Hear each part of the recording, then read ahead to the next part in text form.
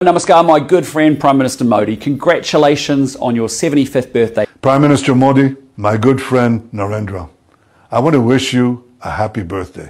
Happy birthday to my friend Prime Minister Modi. Prime Minister Modi, a happy 75th birthday. Happy 75th birthday. My best wishes to you on your 75th birthday. बहुत से आए वज़ीर आज़म India के बीच में, कोई मोदी जैसी class कोई आई India के बीच में। और पीएम मोदी के जन्मदिन पर देश और दुनिया में जश्न मनाया जा रहा है। सबसे पहले हम डोनाल्ड ट्रंप की ये स्टेटमेंट देखते हैं। कोई इस तरह ना डर हुक्मरान जो ऐसे खड़ा होके बात करता है, पूरी दुनिया की आंखों में आंखें डाल के अपने इंडिया को कहीं भी वो डिग्रेड नहीं होने देते, कहीं नीचे नहीं आने देते। जॉर्जिया मेलोनी ने प्रधानमंत्री नरेंद्र मोदी को जन्म दिवस की शुभकामनाएं दी है। वो इसमें बड़ी तारीफ कर रहा है कि मेरी मोदी के साथ एक बड़ी जबरदस्त फोन कॉल हुई है और मोदी तुम्हारा शुक्रिया, तुमने रूस के और जो यूक्रेन की जंग है वो खत्म करने के लिए मेरा साथ दिया, उसके लिए तुम्हारा बहुत बहुत शुक्रिया। और आसिम मुनीर यतीमों की तरह कोने में खड़ा आपको नजर आएगा। ये हर मुल्क का जो सियासतदान होता है ना, ये लीडर होता है, वो हमेशा बात करता है। आप ये देखें ओवरऑल बात करें ना तो एशिया के अंदर इस टाइम मेरे ख्याल से अगर बेस्ट कंट्री है तो वो इंडिया है। ठीक है। इवन कि मैं खुद पाकिस्तान में पैदा हुआ तो मैं कई दफा ये सोचता हूँ कि काश मैं इंडिया में पैदा हुआ होता। प्यार मोहब्बत अब कहीं और शुरू हो गया है और वही हुआ जिसका हमें डर था। अगर इंडिया और मजीद तरक्की करना चाहता है, इंडिया चाहता है चाइना को भी इकोनॉमी में बीट करे, इंडिया चाहता है कि दुनिया के पहले नंबर पे आए, तो आप यकीन कीजिए मोदी जी जब तक जिंदा हैं इन्हें सीट पे रहने दे, आपकी तकदीर बदल। बहुत से आए वज़ीर आज़म इंडिया के बीच में, कोई मोदी जैसी क्लास कोई आई इंडिया के बीच में। कोई इस तरह ना डर हुक्मरान जो ऐसे खड़ा होके बात करता है, पूरी दुनिया की आंखों में आंखें डाल के अपने इंडिया को कहीं भी वो डिग्रेड नहीं होने देते, कहीं नीचे नहीं आने देते। तो मकसद ये है कि ऐसे लोग फिर तरक्की करते हैं। और मोदी जी को तो मैं हमेशा चाहूँगा कि अगर इंडिया और मज़ीद तरक्की करना चाहता है, इंडिया चाहता है चाइना को भी इकोनॉमी में बीट करे, इंडिया चाहता है कि दुनिया के पहले नंबर पे आए, तो आप यकीन कीजिए मोदी जी जब तक जिंदा हैं इन्हें सीट पे रहने दे, आपकी तकदीर बदल देंगे। अभी देखिए ना, जो लोग इंडिया में झोपड़पट्टियों में मैडम रहते होते थे उनके लिए घर बना दिए गए हैं। जो इंडिया की हमने गुर्बत ऐसी सुनी हुई है, आपने भी सुनी होगी कि इंडिया में हम सुनते होते थे वॉशरूम नहीं है, इंडिया में लोगों के पास खाने के लिए रोटी नहीं है, ज़मीनों पे सोते हैं, थड़ों के ऊपर लोग सोते हैं। आज वही इंडिया है कि वो उनके पास हमारे से अच्छी और सस्ती रोटी भी है, हमारे से ज़्यादा बिजली भी है और सस्ती बिजली है। अब आप देखिए ना कि दुनिया की सबसे महंगी बिजली हम लोग खरीदते हैं, दुनिया का सबसे महंगा आटा हम लोग खरीदते हैं, दुनिया की सबसे महंगी चीनी, मतलब ईच एंड एवरीथिंग हम लोग खरीदते हैं। तो फिर हम लोग उन्हें गुड क्यों ना के। वज़ीर आज़म की सीट पे जो बैठा होता है ना, जिसने दुनिया से मिलना होता है, ऐसे खड़ा होता है वो। मोदी जी की क्लास और है, वो पूरी दुनिया को लेके चलते हैं। आप समझिए नहीं मेरी बात को। हम लोग, आधी दुनिया हमसे नाराज़ है, आधी दुनिया हमारी दोस्त है, और हमारे ज़्यादातर दोस्त वो होते हैं जिनसे हम लोग कर्जा लेते हैं।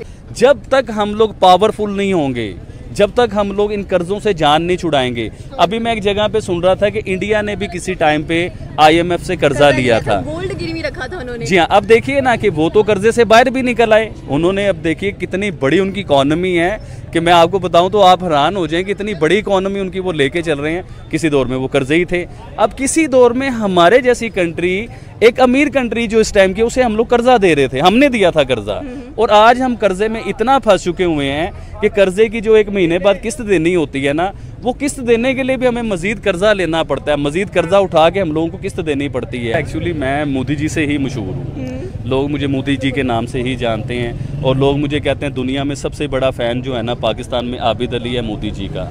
तो ऑब्वियसली मुझे तो मोदी जी हर टाइम नज़र आएंगे वज़ीर आज़म की सीट के ऊपर, मैं तो हर टाइम चाहूँगा। और मैंने हमेशा ये बात की है, मैं आज आपसे भी करता हूँ, इंडिया वाले यकीन कीजिए बड़े अनलकी होंगे, बड़े बदनसीब होंगे, और यकीन कीजिए कि ऐसे लीडर को अगर इन्होंने मिस कर दिया। और राहुल जी को मैं बुरा नहीं कह रहा हूँ, देखिए उनका भी कोई किरदार है, उनकी फैमिली का किरदार है इंडिया के बीच में, मैं किसी को बुरा नहीं कहना चाह रहा हूँ, लेकिन राहुल गांधी जो है ना, आप यकीन कीजिए इंडिया वालों को मैं ये बात करना चाह रहा हूँ, बिल्कुल नहीं जचते वो वज़ीर आज़म की सीट के ऊपर।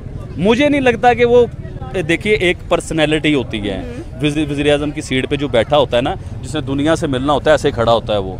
तो राहुल जी के अंदर ना मुझे वो क्वालिटी नज़र नहीं थी। हाँ, ये किसी शहर के CM बन जाएं, किसी सूबे के CM बन जाएं तो ये समझ में आती है बात, लेकिन पूरे मुल्क के वज़ीर आज़म बन जाएं तो मैडम देखिए, वो एक सिख थे, वो भी वज़ीर आज़म बने थे, उससे पहले वाजपेयी साहब थे, वो वज़ीर आज़म बने थे, बहुत से आए वज़ीर आज़म इंडिया के बीच में, कोई मोदी जैसी क्लास कोई आई इंडिया के बीच में? मैं मोदी जी की क्लास को पसंद करता हूँ, मैं उनकी क्वालिटी को पसंद करता हूँ, मैं उनके काम को पसंद करता हूँ, मैं उनकी पॉलिसीज़ को पसंद करता हूँ। और मैं चाहता हूँ कि पाकिस्तान में मोदी जी जैसी कोई क्लास आए, कोई ऐसा दिमाग हो, कोई ऐसी पॉलिसीज़ यूज़ करने वाला हो जो हमारे पाकिस्तान का भी जो है ना नक्शा चेंज कर दे।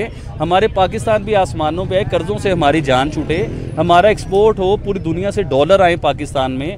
अभी रिसेंटली आपने देखा होगा मैडम कि पूरे पाकिस्तान में आप भी अपने लिए कोई चीज़ यूज़ करती थी ना, तो वो चाइना की होती थी। ईच एंड एवरीथिंग आपके घर में भी कोई चीज़ होगी ना, पूरा घर छान मारे, आपके घर में चाइना का ही सब कुछ निकलेगा। सिर्फ सीमेंट होगा शायद जिसे वो बिल्डिंग बनी है वो पाकिस्तानी मतलब मोदी जी जैसे कोई नहीं है। हाँ जी, इंडिया में उन्होंने मेड इन इंडिया स्टार्ट किया, उन्होंने एक तहरीक चलाई, उस तहरीक के ऊपर उन्होंने प्रॉपर काम किया। वक्ती तौर पे इंडिया हमें लगता था कि जदीद टेक्नोलॉजी नहीं है, जदीद चीज़ें नहीं है, लेकिन वो अपने मेड इन इंडिया पे लगे रहे वो लोग, क्योंकि हम तो जदीद चीज़ें लेते रहे ना चाइना से, हर चीज़ उससे चाइना से लेते रहे, लेकिन वो चाहे फेल होते रहे, लोगों की नज़र में वो फेल होते रहे, उनके लोग पीछे आते रहे, लेकिन वो अपने मेड इन इंडिया पे लगे रहे।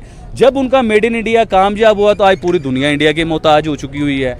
इंडिया आज ऐलान कर देना कि मैं यूरोप के साथ एक्सपोर्ट नहीं करता, पूरे यूरोप के साथ मैं काम कारोबार नहीं करता, मैं पेट्रोल नहीं देता, मैं अपने फल नहीं बेचता, मैं अपना गारमेंट्स नहीं बेचता। मोदी जी ने चावलों की जो कह लें थे एक्सपोर्ट थी उस पर थोड़ा सा वक्ती तौर पर बैन लगा दिया था, तो पूरी दुनिया दहला गई थी, पूरी दुनिया। तो इसी तरह ही मैं कहता हूँ कि अगर मोदी जी एक दिन के लिए अपना एक्सपोर्ट बंद करें ना, तो पूरा यूरोप इंडिया के कदमों में हो, आप यकीन मानिए।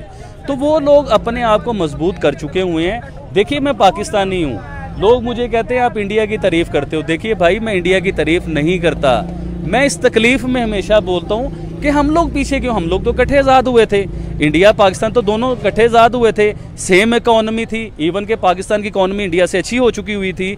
हमारे बीच में ऐसे गद्दार कौन थे, ऐसे चोर कौन थे जिनका नाम कोई नहीं लेने वाला आज, जिनके लिए कोई बात करने वाला नहीं, जिनके। दोस्तों, आपका हार्दिक स्वागत है हमारे चैनल पर।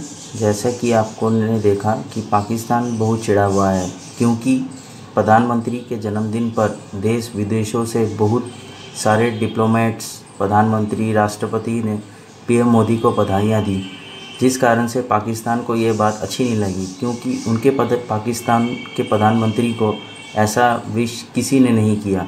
लेकिन ख़ास बात यह है कि डोनाल्ड ट्रंप, जो भारत के ख़िलाफ़ हमेशा नेगेटिव बातें बोल रहे थे, उन्होंने भी भारत के प्रधानमंत्री को विश किया।